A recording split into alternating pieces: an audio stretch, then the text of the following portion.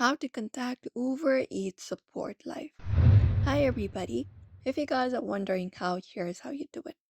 So for that you can either visit the website of Uber Eats directly, or you can even open the application and locate up the live support section. But for now, let's head over to the website version. So you can basically go ahead and search for Uber Eats support directly, and you will be finding help.uber.com official website. Tap on it, and then you will be redirected to another page.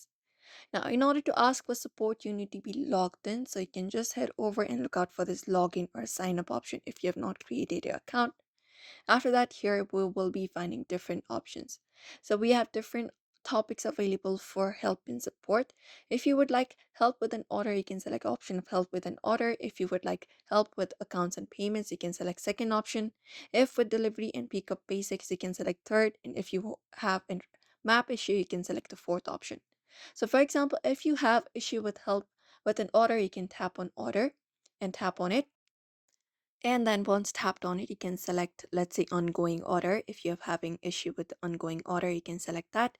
And within ongoing order, also we have this option of different options. So if you would like to cancel your order, you can tap on cancel your order, and it will provide you information like this cancel your order options, like instructions in order to do so. You may try following up this method provided by them in order to go ahead and cancel your order or anything except from that.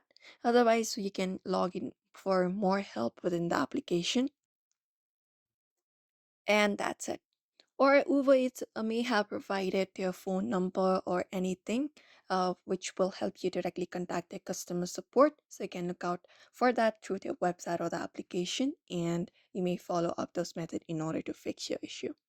So that is how you contact Uber Eats support live. So I hope this video was helpful. Give it a thumbs up and subscribe for more tips and tutorials.